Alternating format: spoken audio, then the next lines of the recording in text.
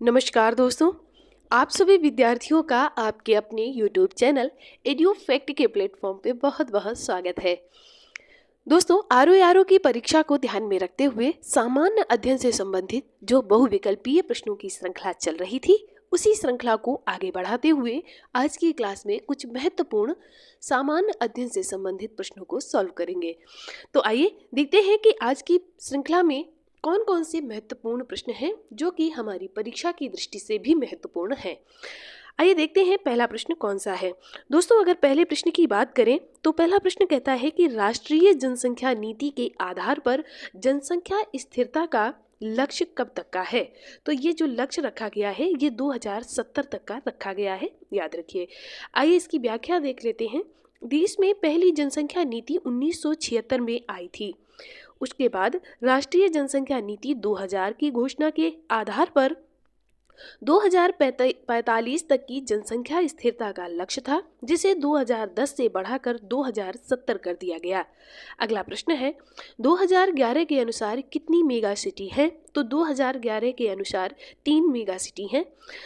कौन कौन सी हैं तो देख लेते हैं। 2011 के जनगणना के अनुसार मेगा सिटी की मानक संख्या 1 करोड़ रखी गई है, जिसके आधार पर भारत में 3 मेगा सिटी हैं। कौन कौन सी? मुंबई, दिल्ली और कोलकाता। अगला प्रश्न है, नगोया इनमें से किसके लिए प्रसिद्ध है। तो नगोया जो है ये सूती वस्त्रों के लिए प्रसिद्ध है, याद रखिएगा। अगला प्रश्न है, मुस्लिम लीग द्वारा मुक्ति दिवस किस दिन मनाया गया था। तो मुस्लिम लीग द्वारा 22 दिसंबर 1939 को मुक्ति दिवस की घोषणा की गई थी। 22 दिसंबर 1939 को कांग्रेस द्वारा मंत्रिमंडल से त्यागपत्र देने के दिन को मुस्लिम लीग द्वारा मुक्ति दिवस के रूप में मनाया गया था। अगला प्रश्न है, सिजदा पापोस जैसी परंपरा को किसने बंद कर दिया था। तो सिजदा पापोस की परंपरा को शाहजहां ने बंद कर दिया था और इसे बलबन ने प्रारंभ किया था। ये भी आप याद रखिएगा।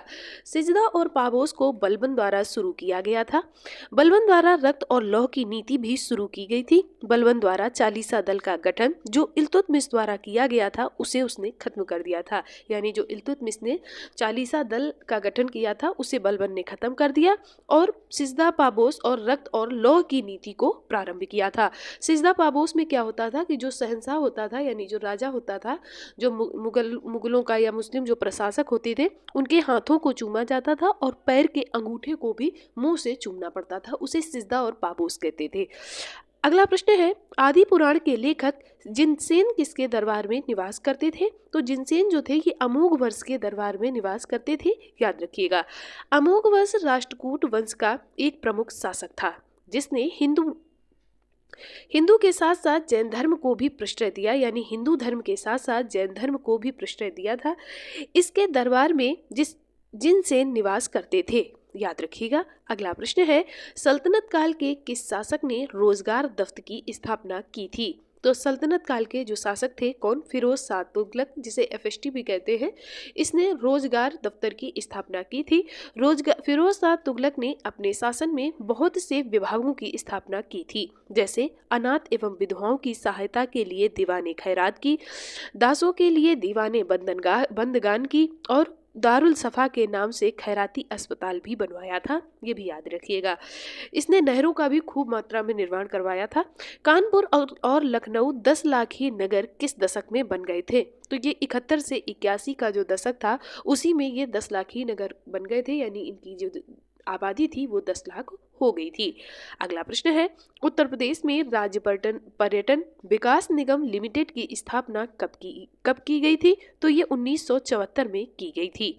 अगला प्रश्न है, इनमें से कौन सबसे नवीन पर्वत श्रेणी है। तो सबसे नवीन पर्वत श्रेणी कौन सी है? शिवालिक है। सबसे पहले ट्रांस हिमालय है, उसके बाद में वृहद हिमालय है, फिर मध्य हिमालय है, फिर शिवालिक है। ये 4 श्रेणियां हिमालय की पाई जाती हैं। शिवालिक श्रेणी हिमालय की सबसे नवीन पर्वत श्रेणी है, जो दक्षिण में धौलाधर से शुरू होकर उत्तर में कांगड़ा तक फैली हुई है।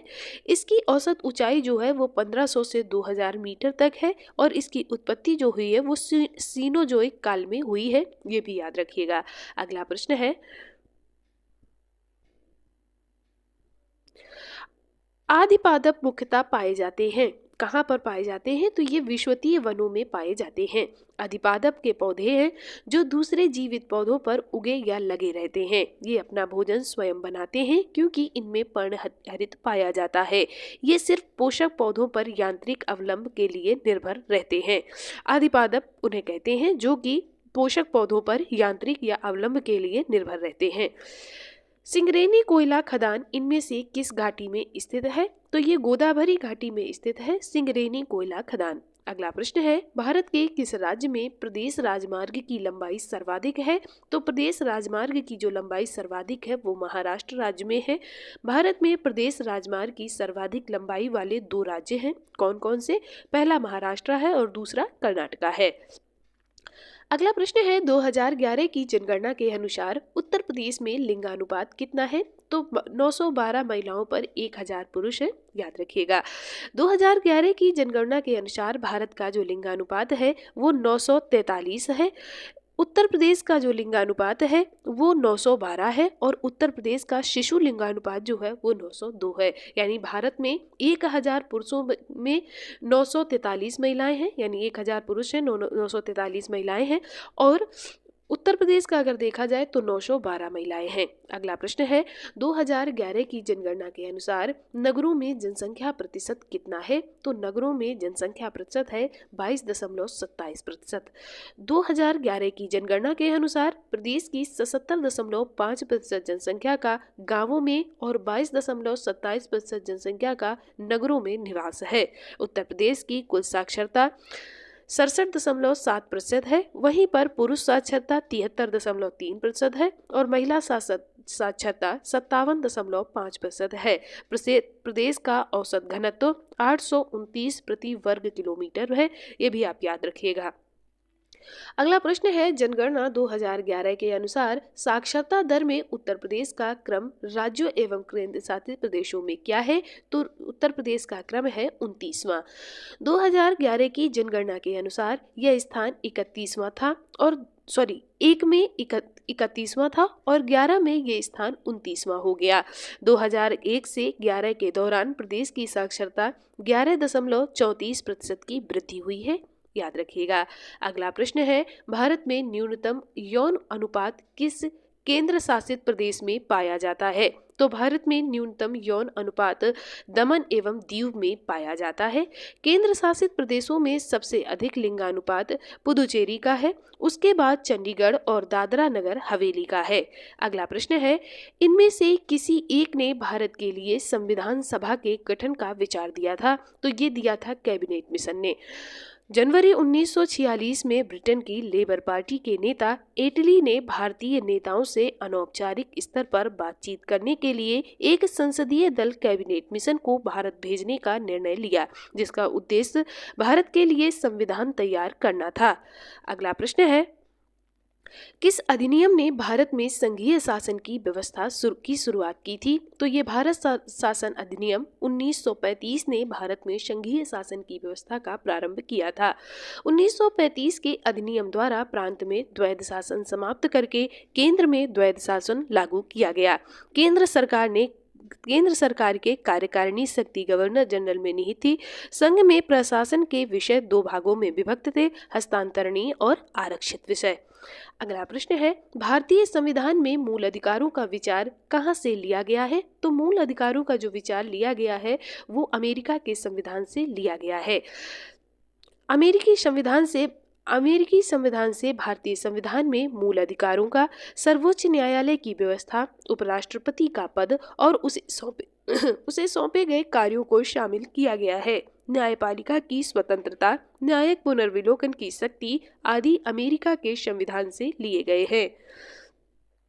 अगला प्रश्न है, मनरेगा कार्यक्रम निम्नलिखित में से भारतीय संविधान के किस अनुच्छेद को लागू करने हेतु लाया गया था? तो ये अनुच्छेद 43 को लागू करने हेतु लाया गया था। अगला प्रश्न है, भारत में संसद द्वारा बंधुआ मजदूरी को प्रतिबंधित करने वाला अधिनियम कब पारित किया गया? तो ये 1976 में पारित किया गया। अगला प्रश्न है, भारत में संकर चालू जोतों का सबसे बड़ा औसत आकार है, कहाँ पर है? तो ये नागालैंड में है। भारत में संकर यानी जोतों का जो औसत आकार है वो नागालैंड में सर्वाधिक एवं केरल में सबसे कम है। अगला प्रश्न है, सूर्य के प्रकाश के अदृश्य अंश से प्रकाश संश्लेषण किया जाता है, किसके द्वारा? तो बैक्टीरिया द्वारा किया जाता है। दोस्तों, ये श्रृंखला अगर आपको पसंद आ रही हो तो प्लीज़ इसे लाइक करें, दोस्तों के साथ शेयर करें और ऐसी ही वीडियो आपको टाइम से मिलते रहें उसके लिए चैनल को सब्सक्राइब ज़रूर कर लें। अगला प्रश्न है, प्रकाशित तंतु निम्नलिखित में से किस सिद्धांत पर कार्य करता है? तो ये करता है पूर्ण आंतरिक परावर्तन पर।